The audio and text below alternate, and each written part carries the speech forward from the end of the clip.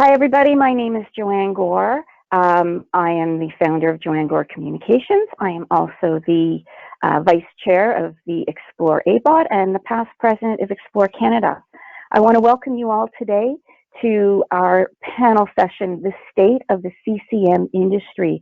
It originally took place at XPLOR19 back in April, and we wanted to give everybody a chance to hear what what's going on in the industry and what the folks like Gina Ferrara and Pat McGrew and Kaspar Roos are predicting of what's going on in the industry, what you need to know, and how you will succeed moving forward. So without further ado, I'd like to get this session started and introduce Gina Ferrara, who is the Senior Analyst at Madison Advisors. She brings more than 19 years of experience in the banking and financial services industry, working as a project manager, business analyst in e-commerce, with several years focused on online banking, electronic bill payment, e-commerce, and print and mail optimization. Gina, thanks for joining us, and take it away. Great, Joanne. Thank you so much for that introduction.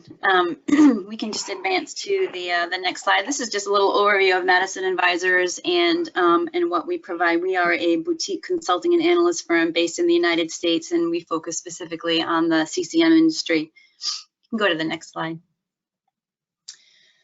So historically, when we talk about customer communications management, we've been focused on outbound communications that are generated by organizations such as banks and financial institutions, insurance companies, utility companies, and the like.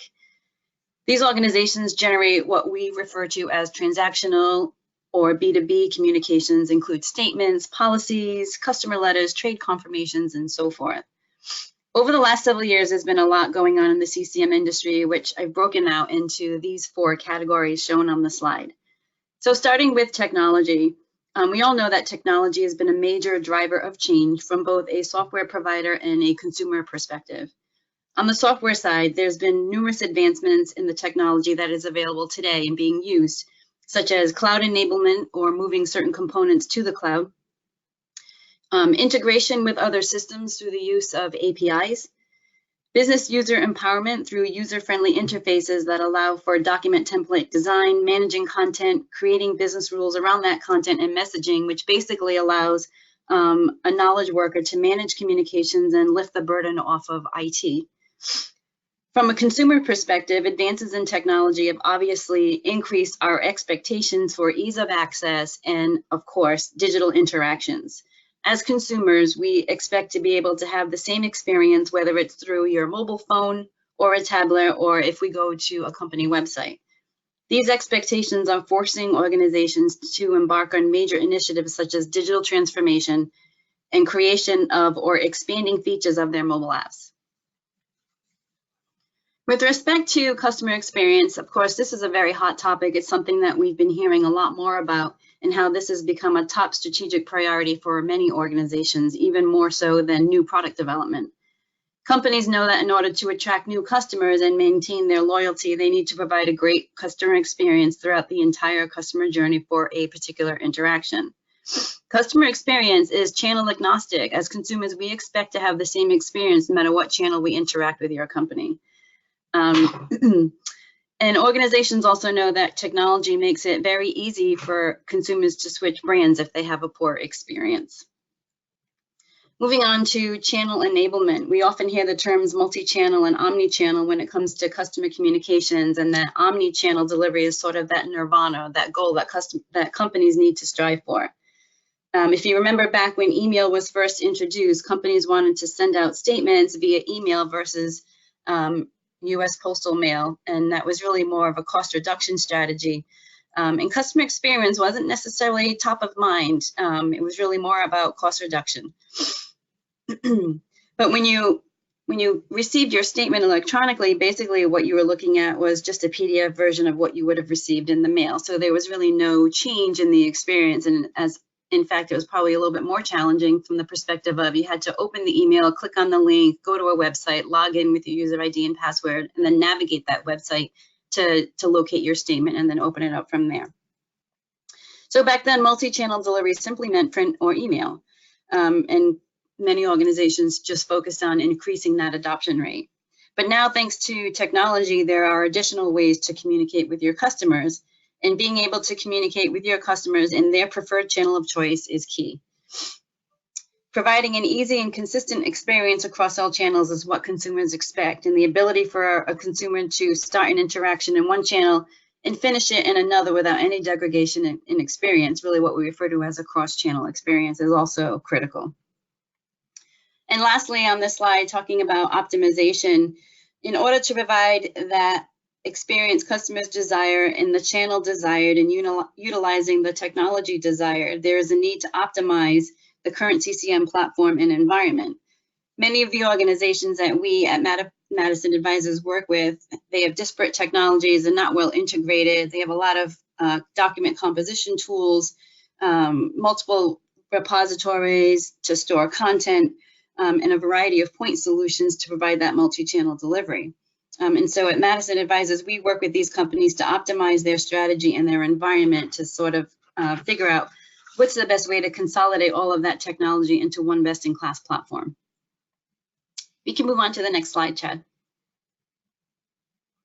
So as I mentioned earlier, when we talk about CCM, the focus has been on outbound communications, but I'm going to switch gears now and talk about inbound communications and what we're seeing in the industry and how we're helping our clients. So to just level set, there's, when I talk about inbound mail, there's two types of mail.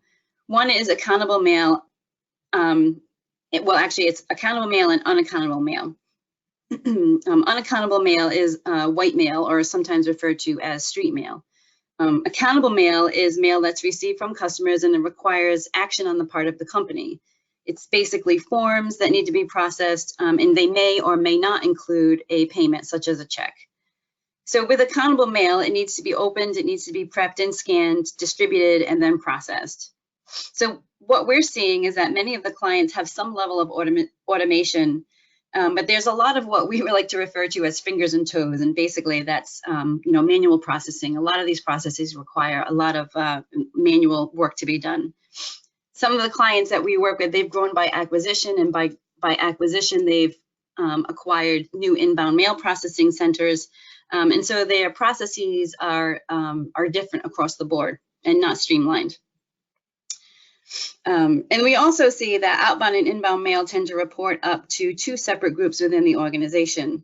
But when you think about it, a lot of times when we generate outbound communications, there is some form of an inbound communication that's generated. We can go to the next slide. So some of the trends that we're seeing with inbound mail, starting with automation, you may have heard the term digital mailroom. There's a variety of technology out there in the market today that automates this process. A document can be scanned, an image is created of the document is indexed, and then the critical data elements from the document are extracted for further processing and routing the document to an archive for storage. The goal of automation is straight through processing. The document is recognized once it's scanned, and then the appropriate actions are taken, oftentimes through the use of RPAs or robotic processing automation. And there's also BPO organizations out there that will also do this on behalf of your company. With respect to process improvement, for those companies who maintain inbound mail processing, there's a focus on improving the process and streamlining it. So that we can reduce or even eliminate, in many cases, the manual processes, and having human resources handle only exception situations as necessary. And this is where the use of RPA technology, artificial intelligence, and even machine learning comes into play. With cost reduction, with process improvement and automation comes greater efficiency as well as cost reduction, and that's as a result of a more streamlined process. And then integration, when you integrate with back-end systems to streamline that processing so that the data that is extracted from the documents can automatically be uploaded and entered into the back-end processing system. We can go to the next slide, Chad. So as I mentioned earlier, oftentimes inbound and outbound communications tend to report up to two separate groups within the organization, and as a result, the strategies are different and disconnected as well. On the outbound side, there's a lot of focus on customer experience, as I mentioned earlier, and increasing consumer engagement, omni-channel delivery, and being able to communicate with customers in their preferred channel. On the inbound side, there's more focus on process improvement and even cost reduction. But why not join those strategies together? When you consider the amount of data that is collected and available from both sides of the equation, using that data intelligently with data analytics and business intelligence tools and even predictive analytics, there's a lot of opportunity there, even for marketing, to sort of predict that next best action and target and hyper-segment customers based on that data. We can go to the next slide. And then just finishing off here, so how do we understand the life cycle of an interaction? Well, one of the best ways to do that is to conduct a journey mapping exercise. Map out a particular interaction from start to finish, identify all of the touch points that are available and how customers engage with your company, and then also identifying the outbound as well as the inbound channels and communications that occur between the two. This type of exercise can provide some really great insight into exactly what's going on with your customers and how they interact with your organization. So I thank you for listening. Thanks, Gina. You have definitely given us a lot to think about, and just wait for my questions at the end. My pleasure.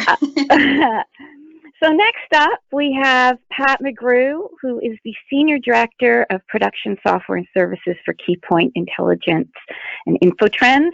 Pat McGrew has been in this space for I don't want to say decades, but I will say decades. And I am thrilled and honored to be able to moderate a panel in which Pat is a participant. So again, with no further ado, here's Pat McGrew. Hey, thanks, Joanne. So, you know, we've had all this rampant technological advancement and development. We've got challenges being foisted on us by the clients and customers that we serve and the ones that they serve. And for the last 40 years, to be honest, that's been the space that I've worked in. So it is my pleasure to be able to come and share some of the things that we learned at Keypoint Intelligence from the last state of the customer communications management space surveys that we've done. And so when we originally did this presentation at XPLOR19, we were working with some fairly fresh data. We actually now have some additional data in our hands. So what you're going to get here is sort of an updated version of what we talked about in Las Vegas. And the first thing that I wanted to say is that there is no doubt that there is an erosion of the transactional mail volume. It is something that is undeniable. We would, you know, I think you'd be kind of silly to say, oh no, transaction mail is growing and it's going to come back and people are going to make hundreds of thousands, if not millions of dollars off of printing transaction mail. I don't think that that's a reasonable thought track there. However, what I will say to you is that there are pockets of transactional mail that are actually rebounding and coming back from being in decline or even flat and actually growing. And there are other pockets that are simply going away and almost frittering away to nothing. And that doesn't really surprise us.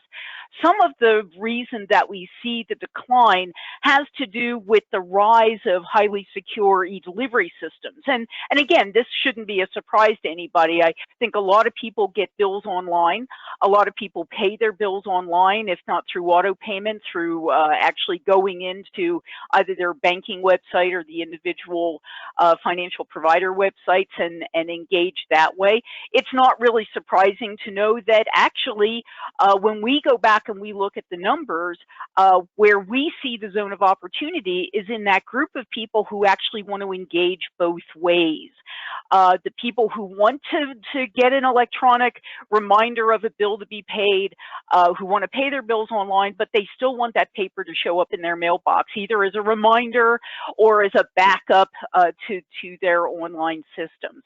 So as we go forward, what we look at is, yes, there is this decline, but you have to be careful and not look at the decline number as being an indicator of every segment and every pocket of transactional communication. The other thing that we noticed is that in the most recent USPS household diary, which was released about a month or so ago, was a little bit late this year. One of the things that we noticed is that we're in pretty strong agreement about where the percentages are of the reduction in the number of first-class mail volume letter pieces are. You know, we said that it was about 4.5%. They said it's about 3.6. We're sort of in the more or less in the same ballpark. However, one of the things that was interesting, I was sitting with USPS team earlier this week, and one of the things that they're telling me is that they're also noticing that same thing we are, that there are certain pockets where there appears to be a growth opportunity. So look at healthcare. Look at personal health information and the communication style that's required in personal healthcare communication. And an awful lot of that is being augmented by, if not led by, printed communications. People are indicating a preference for paper when they're given an opportunity to indicate a preference. And we're also finding that in personal financial information communication, that this is an area where there is still a growing opportunity to communicate in print and augment with digital, as opposed to sending digital first and making people ask for print. So these are things that if you're in the print service providing business, these are things that you should be aware of. And if you're in the billing side of it, certainly if you're not offering consumer preference options in terms of how you are communicating with your constituency, this is something that you should seriously consider doing. So let's run to the next slide. And one of the things that all this does is really reiterate the idea that we know that a lot of things are shifting to digital delivery. Now, when we cut this for the 2018 survey and the communication service delivery release, we were kind of looking at things kind of with a digital first hat on. And to be honest, as we're now looking at the 2018 numbers for the 2019 cut, we've taken the digital first hat off, and we are watching now more on a segment basis. We decided that the smarter thing for us to do is to go back and consider each segment separately, because when we aggregate them, we're not sure that we present the right view into the market space. And that's really very important to us, to make sure that we're not biasing the conversation.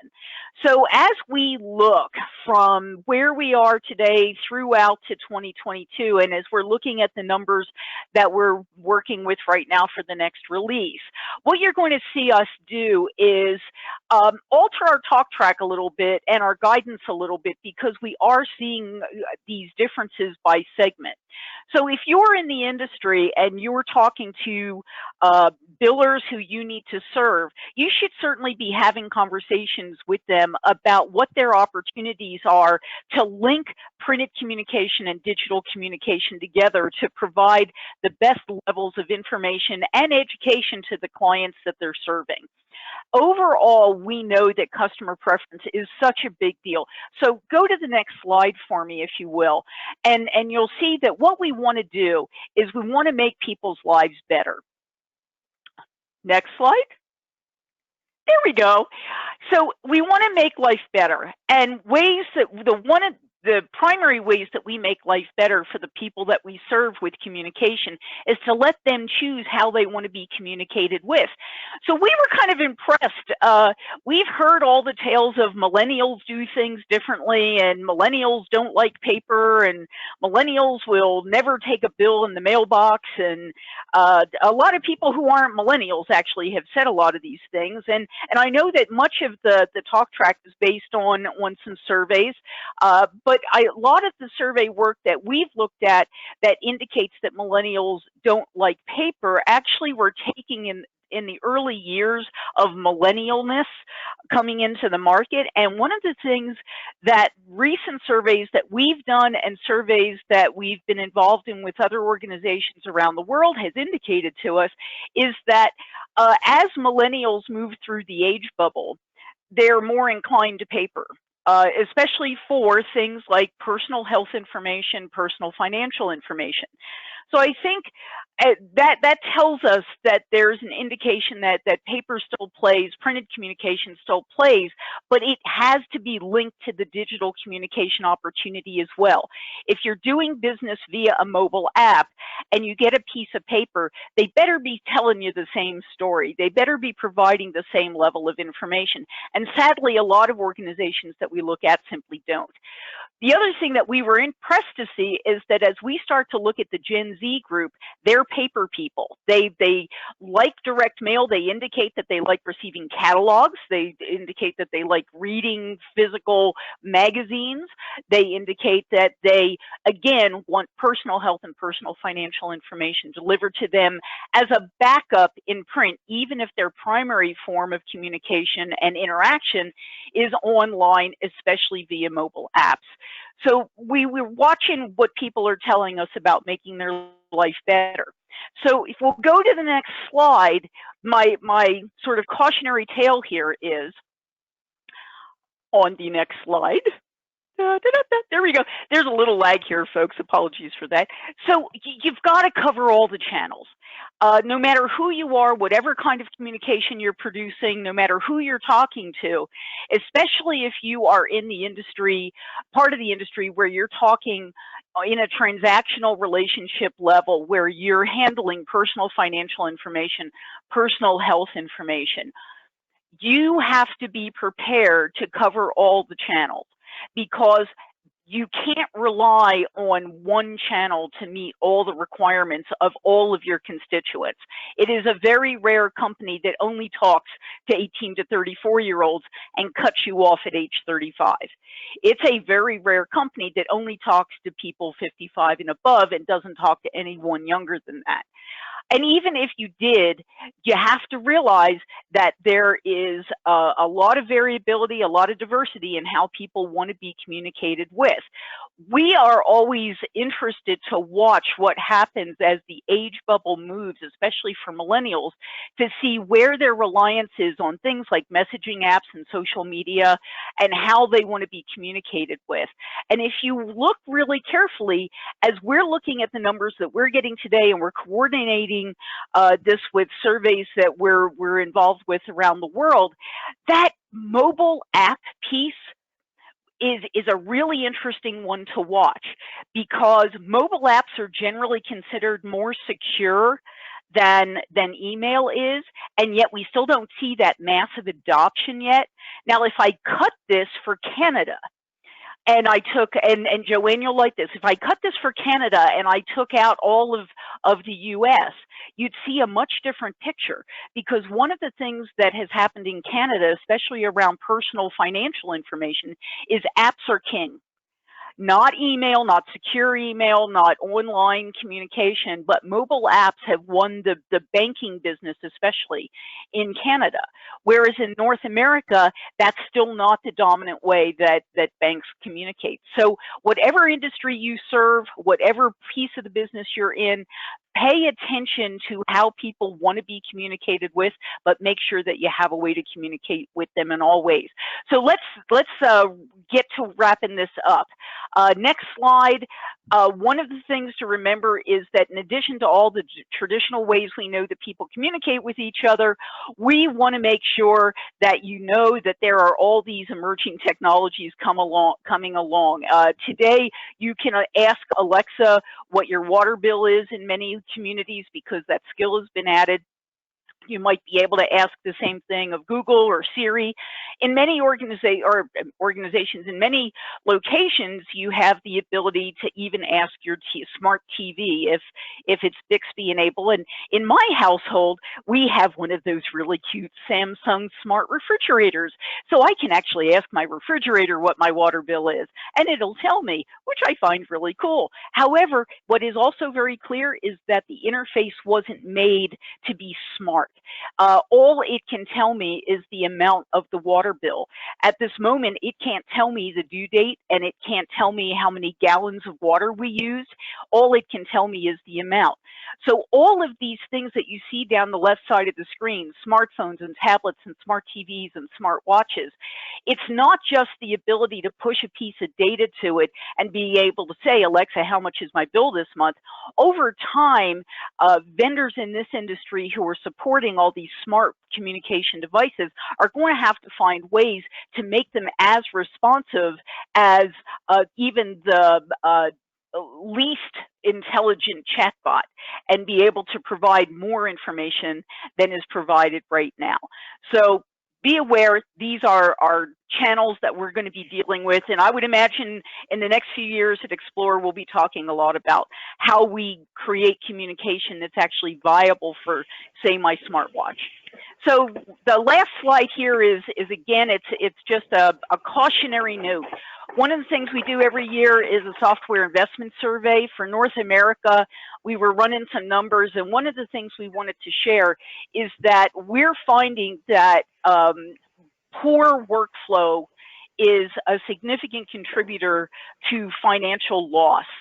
It eats up margin. It is definitely an impact on the bottom line of organizations, whether they are implants or whether they're print service providers or even the broader marketing service providers. So if you are in that piece of the business, if you can correct or work towards correcting these 5 areas, there's a lot of money being left on the table that will come back to your bottom line, that will allow you to invest in serving these new technologies that we've just talked about.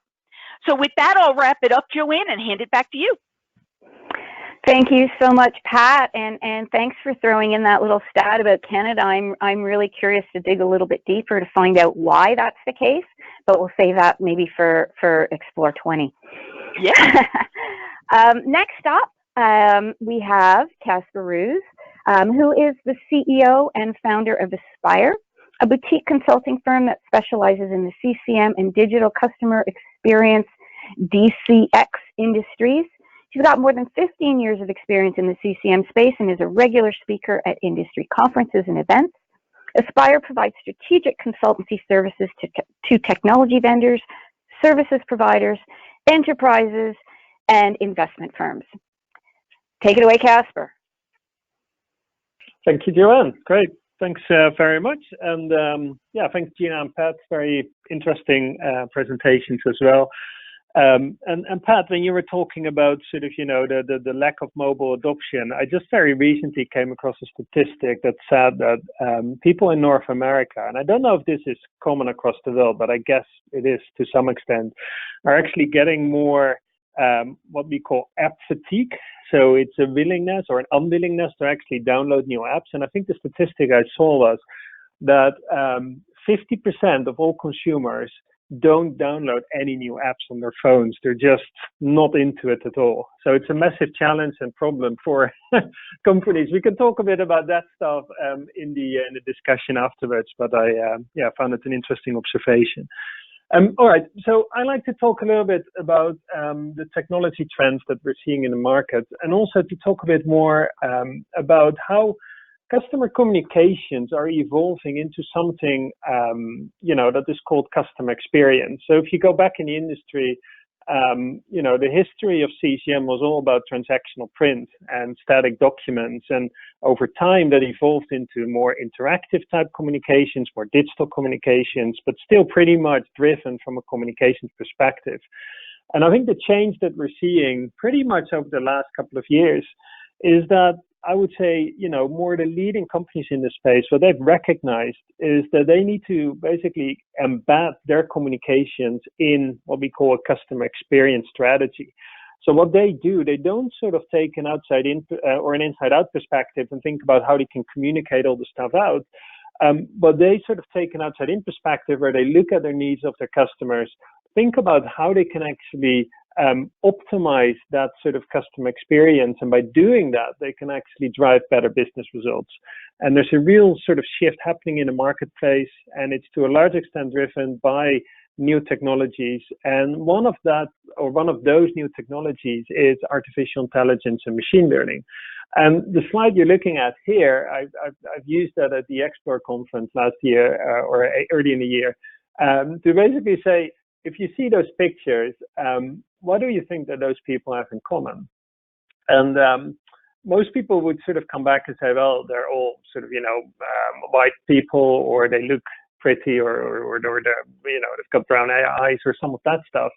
But yet, if you go to the next slide, I think the key thing here is that those images are actually generated by a computer. So, I'm just waiting for the slide to refresh here.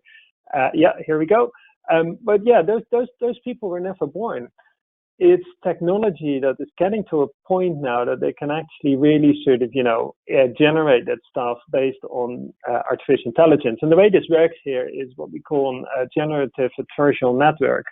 And it's relatively new. It was introduced in 2014. And the way this works is basically, it's almost like what Google has done with the deep learning stuff when they sort of, had this Go, basically beating this Go player. So what you can do is you can basically mimic the human brain by computers and let them sort of come up with sort of deep learning, trying to sort of figure out, analyze data and patterns and come up with sort of, rules out of that and try to sort of infer meaning and understand what stuff means. So the way this works is they've got one neural network that is really good at creating images, fake images based on real images that are input. So if you just basically look at those three images there on the screen here, those are existing, real images from the existing ladies. They're fed into the algorithm. The algorithm sort of comes up with a method to sort of create a fake image based on those three images.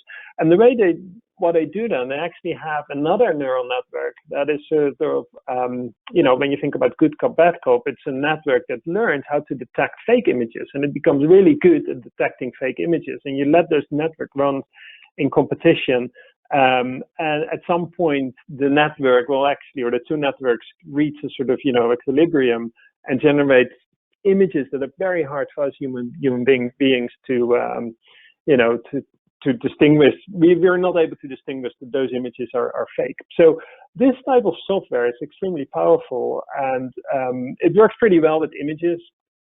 So far with text, it hasn't been that successful, but they're making big gains there.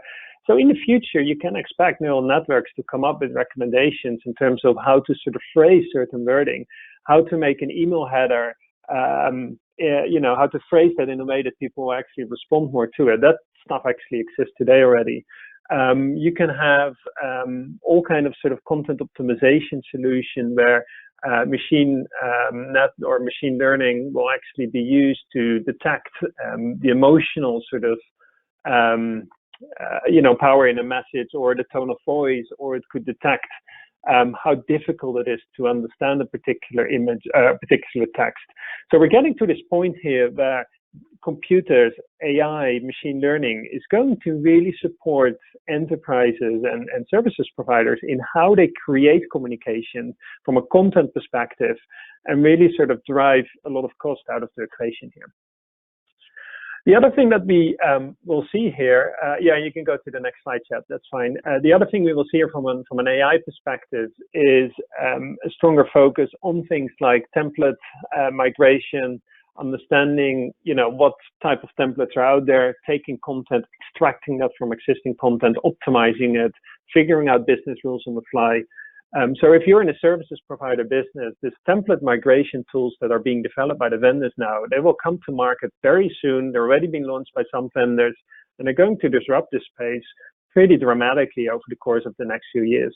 So it's really important to stay on top of that, particularly if you're offering sort of, labor augmentation services, or, if you're relying on human labor for a lot of that stuff.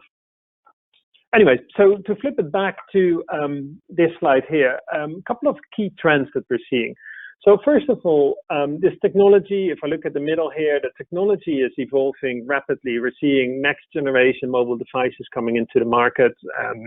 Pat and Gina as well mentioned some of the AI stuff that is evolving around intelligence virtual assistants like, Google Home or Alexa.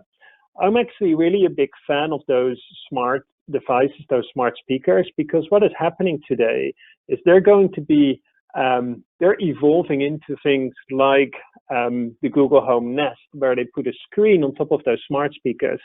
And what you will get is a device that actually removes a lot of those challenges that we talked about from a mobile app perspective. You don't need to download a mobile app if you have that device in your home. You can talk to it, you can ask it for a particular communication, or it can be pushed to it.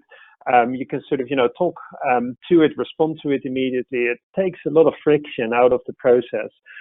So from a customer experience perspective, there's a lot of push and focus. We just did a large research where we sort of looked at how the CCM market is evolving into the customer experience management market, and IVAs, those smart speakers or the intelligence virtual assistants were top of list for many businesses to look at, especially the large enterprises. So that's one, speech recognition, smart devices. So this whole area, we're getting new technology into the market that sort of helps us to communicate in more relevant ways. The other thing, if I flip or go to the left here, consumer behavior. So the rise of millennials, it's been well documented. We've been doing a lot of research on that. People that really have different communication behaviors, but as Pat was alluding to, they actually really like paper. It's really interesting. There's a fantastic statistic from Royal Mail here in the UK, where I'm based. They found that out of the total direct mail volume, first of all, they found that millennials do not respond differently to direct mail than any other age group. So they same open rates, same response rates, no real difference. But businesses only send 5% of total mail volume to millennials because they think that millennials are not interested in direct mail. It's really interesting. So that statistic will change over the coming years, because I think businesses and companies are starting to understand that direct mail is actually a really viable channel for reaching millennials, and to sort of embed cross-media campaigns. And to do that, it needs to be combined. And this is actually the only area where we see growth from a sort of print perspective. So fully agree with Pat's sort of comments about how transactional mail is in decline, how that is declining. But the only area where we saw a little bit of growth, I think in the sort of 4 or 5% range, was in direct mail, because it's really interesting. The more the digitally more mature businesses are, the more they sort of switch to direct mail because they see the benefits there. Lots of sort of changes on that end. And then if I flip or go to the right-hand side, companies are responding by sort of investing in digital transformation. So they're starting to change how they basically do their business. They're changing their business models, focus more on customer experience, and change their operations. So if we transform or relate this to CCM, and this is the slide here, thanks, Chad, we're seeing that the CCM market is really changing. Whereas in the past, enterprises were saying, well, we need to sort of enable our people, our business units, to sort of interact with customers or communicate with customers at a decentralized level, because they're the closest to the customers. They really understand them. We're seeing that mindset very rapidly changing, and businesses are saying, well, actually, we need to centralize the experience. We need to have technology in place that really track every single interaction, whether it's print, whether it's digital, across the line of business, because our customers are demanding that we actually provide this really relevant and easy to use real omni-channel experience. And the way to do that is to start tracking communications. So making sure that when you, from an enterprise perspective, when you sort of develop new communication, that the stuff is tracked and traced, but also from a services provider perspective, when you deal with your customers, that you're becoming this almost sort of trusted advisory that can act at that strategic level to provide a lot of those services across, the organization. So it's enabling business users to give them dashboards, to see what's going on, to track their communications, to provide deeper intelligence, to enable them to own communications, to make changes themselves. So it's a whole sort of change in how you operate and we're seeing a real shift to more cloud-based software, to hosted managed software. So there's a whole sort of, evolution there as well on how services providers should sort of, tap into this opportunity. If we move to the next slide, please. So with that, we see two things happening here if we sort of project this out. So first of all, if we move more to that sort of centralized perspective, there are two things that are happening. So first of all, from an omni-channel perspective, enterprises are starting to address different sort of communication types according to where a customer sits in the customer lifecycle stages. And to make this practically, what it means is if you're a marketing organization at a large enterprise, you want to make sure that what you communicate is actually pretty consistent with when there is a welcome letter, or where there is a sort of activation email, or when you send the first bill, or even later on in the life cycle if there is a need to follow up with upsell or cross-sell opportunities. And to some extent, tracking that and sort of providing that consistent experience is challenging because there are different silos, different teams. And what businesses are starting to do now, and driven by more cloud-based and subscription-based licensing from the software vendors, they're starting to plug CCM systems natively into cloud-based business systems. So for example, you can run Salesforce CRM, and you can run a headless CCM system from OpenText or from SmartComms and from other providers as well to sort of, provide that sort of communication experience within your Salesforce environment. And business users wouldn't even know that there is a dedicated CCM tool sitting and running in the background. And then the communications can be centralized and tracked and optimized. So that happens more upstream. You can also do this more downstream. So meaning with that is, if you are a services provider, you provide printed communications to your enterprise clients, you can actually grab some of those digital communications from a campaign management tool or from a CRM system, and then almost virtually address them as a printed piece, and you run them through your workflow. And we've sort of named those new workflows that are emerging. We've called them enterprise communication processing solutions because they're not real ADF. They're not really sort of an automated document factory, because typically ADF workflows are not really geared towards managing digital communications. But the concept is pretty much the same. You want to grab those digital comms, put a wrapper around it, treat them as almost like a printed piece, track them, make sure you have print integrity or delivery integrity in place. You just want to put them in an archive. You just want to provide to the auditor or to the business to say, look, that communication has gone out. And if it wasn't sort of delivered, that you have the option to flip back to print or to sort of mention that back to the business user. So there is a regulatory aspect there, but there is also a multi-channel or omni-channel communication aspect. So it's a really interesting sort of development that at some point you see communication or the sort of CCM technology vendors from a more document composition perspective entering the space, but then also there are services providers that are sort of entering that space more from a sort of bottom-up perspective. So we go to the next slide. We, as Xplor, we've basically analyzed the CCM technology space. We've evaluated all the major vendors. If you go to the xplorleaderboard.com, you can see that it's a digital-first platform. It's highly interactive. But what we've done since I basically presented this at Xplor, we've evolved the ADF, the Automated Document Factory segment, into enterprise communication processing to sort of reflect the changes that we're seeing in the market. So I think that's what I had, and I just want to make sure I keep track of time. And so thanks for the opportunity here, and I'll hand it back to you, Joanne.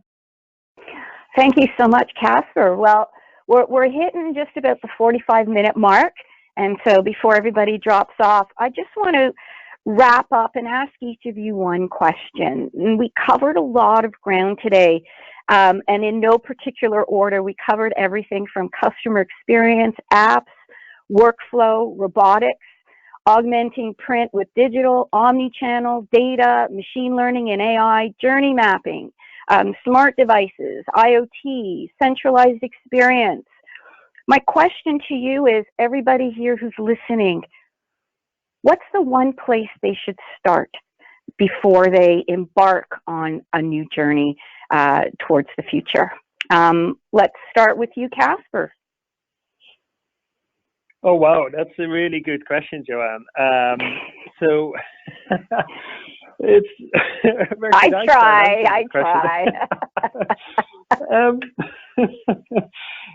So, well, let me put it this way. I'm like really strong in believing that this CCM space is evolving into something that is part of customer experience. So if you ask me, if you look at this space and you feel like what's sort of the next step, so if you are a services provider, I would say your first step is to think through what is my role within this evolving ecosystem, in this evolving market space, and where do I want to go next? I think that's the fundamental question that needs to be answered. And then and that's a question that relates to your technology offering, your customers, the people you've got. There's a whole, it's a you know, a broad strategic discussion, but I think that's a good sort of, you know, step. And then from there, there's lots of help out there. You know, I think all three of us who presented are able to provide input into sort of what that strategy should look like. But that would probably be my first recommendation there, to take a step back and think through where you want to go. Thank you, Kaspar. Pat, where should folks start? Boy, that is a really hard one. I think it depends on who you are and where you fit in the supply chain. The first thing that I always suggest is that you start by looking at yourself and identify what the things that you are doing are that are actually making you money, and what things that you may be doing today that maybe used to make you money aren't anymore, and start to look at all this information that we've provided in this webinar. Look carefully at the things that Gina spotlighted and Kaspar spotlighted. Look at the things that are data spotlights and start to identify what you will need to do to change to be able to stay profitable, either as a service provider, or stay viable as an in-plant, or stay viable as a vendor as we move through the next 5 years. And for every company, it's just going to be different. Thank you, Pat. Gina, we started with you, so let's end with you. What do you think? Where should folks start? Well, you know, I'm going to steal a quote from one of my clients that I worked with several times over the last few years. And you know, in the beginning, you talked about a lot of the technology, Internet of Things, smartwatches, smart devices, voice assistants, etc. And so this quote is, keeping up with technology is like running up the down escalator. And really, it's and really, it's, you know, in order to figure out where to start, I agree with both Kaspar and Pat. You need to kind of look at where you are, right? So in order to keep up with technology, you need to make sure that you have that foundation from which you can build upon. And sometimes what happens is there may be a lot of focus on building or creating a great experience on the front end and ignoring what's happening in the back end, right? So if I can use a mobile app and sign up for or enroll in automobile insurance for my vehicle, and then I have a claim due to an unfortunate accident, the front end process may have been really great and seamless, and everything happened on my mobile device, and I'm happy. And then now I have to file a claim, and that process is very painstaking, requires a lot of paper. It's lengthy due to approval processes happening in the background, right? So right away, there's already a disconnect in the experience. So I think, you know, looking at where you are today, based, you know, what Pat had said and what Kaspar said, but figuring out how do we lay the foundation down so that we can keep up with technology and evolve with it as it grows. Thank you so much, Gina, and thank you to all of our panelists for sharing such great information and thinking quickly on your feet. Thank you all for attending this session. And I have a feeling we will be continuing these conversations diligently over at XPLOR20, which is back at the Tradewinds this year in Florida. You can go visit xplor.org for all the information on how to register. We are back in April for XPLOR20, and if you have any questions for our panelists, please feel free to reach out to them directly. Again, thank you, Gina. Thank you, Pat, and thank you, Kaspar, for all your time. And I look forward to seeing you all at XPLOR20.